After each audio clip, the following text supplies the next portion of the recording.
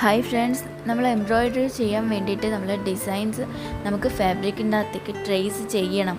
അപ്പോൾ ഡിസൈൻ നമുക്ക് ഏതാ വേണ്ടതെന്ന് വെച്ചാൽ ഡിസൈൻ ഇതുപോലെ പ്രിൻ്റ് ഔട്ട് എടുത്ത് വെക്കുക. അതിനുശേഷം നമ്മൾ ഈ കാർബൺ പേപ്പർ ഉപയോഗിച്ചിട്ടുള്ള ഒരു ട്രേസിങ് മെത്തേഡാണ് കാണിക്കുന്നത്. ഈ യെല്ലോ കാർബൺ പേപ്പറാണ് ഞാനിപ്പോൾ യൂസ് ചെയ്യുന്നത്. കാർബൺ പേപ്പർ നമുക്ക് തുണീൻ്റെ അകത്തേക്ക് ഇങ്ങനെ വെച്ച് കൊടുത്തിട്ട് അതിനുശേഷം നമ്മൾ ഈ ഒരു പ്രിൻ്റ് ഔട്ട് ഇതിൻ്റെ മുകളിൽ വെച്ചിട്ട് ആ ഒരു ഡിസൈനിൻ്റെ മുകളിലേക്ക് കൂടെ നല്ല വൃത്തിക്ക് വരച്ചു കൊടുത്താൽ മതി. വരയ്ക്കുമ്പോൾ അത് നമ്മളെ ഡിസൈൻ ആ പേപ്പർ അനങ്ങാണ്ട് വേണം നോക്കാൻ വേണ്ടിയിട്ട്. അത് അനങ്ങിക്കഴിഞ്ഞാൽ ഡിസൈൻസ് നീറ്റായിട്ട് കിട്ടൂല. അപ്പോൾ നല്ല വൃത്തിക്ക് വരച്ചെടുത്ത് കഴിഞ്ഞാൽ നന്നായിട്ട് തന്നെ വരുന്നതായിരിക്കും.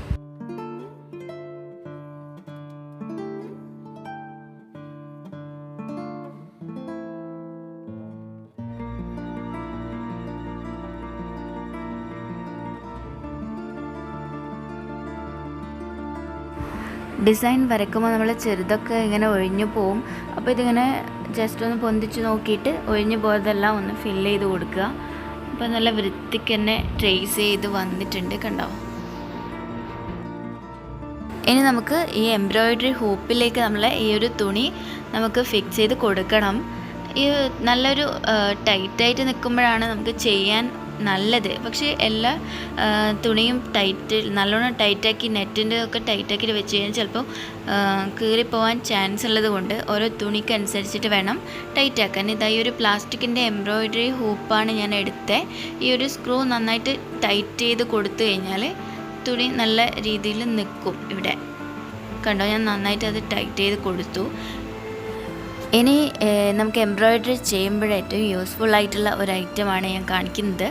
ഈ ഒരു സ്റ്റാൻഡിലേക്ക് ഈ ഒരു എംബ്രോയ്ഡറി ഹൂപ്പ് ഫിക്സ് ചെയ്ത് കൊടുക്കണം. അപ്പോൾ ഇവിടെ നമുക്കിതുപോലെ ഇങ്ങനെ ചെരിച്ചിട്ടൊക്കെ വെച്ച് കൊടുക്കാം. നമുക്ക് പല രീതിയിൽ ഇത് അഡ്ജസ്റ്റ് ചെയ്ത് വെക്കാൻ പറ്റും, താഴ്ത്തി ഇടാൻ വേണമെങ്കിൽ.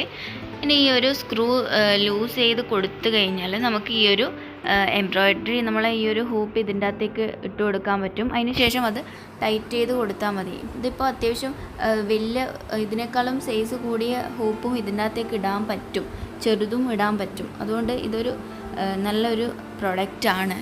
അപ്പം നമ്മൾ ഈ ഒരു സ്ക്രൂ ഇവിടെ ഇത് ഇട്ടിട്ട് നന്നായിട്ട് ടൈറ്റ് ചെയ്ത് കൊടുത്തു കഴിഞ്ഞാൽ നല്ല വൃത്തിക്ക് നമുക്ക് എംബ്രോയ്ഡറി ചെയ്തെടുക്കാൻ പറ്റും. കയ്യിൽ പിടിച്ച് ചെയ്യുന്നതിൻ്റെ ബുദ്ധിമുട്ട് നമുക്ക് ഒഴിവാക്കാൻ വേണ്ടി പറ്റും. ഈ ഒരു ത്രെഡ് ഉപയോഗിച്ചിട്ട് നമ്മൾ കൂടുതൽ എംബ്രോയ്ഡറി ചെയ്യുന്നത്, ആങ്കർ ത്രെഡ്.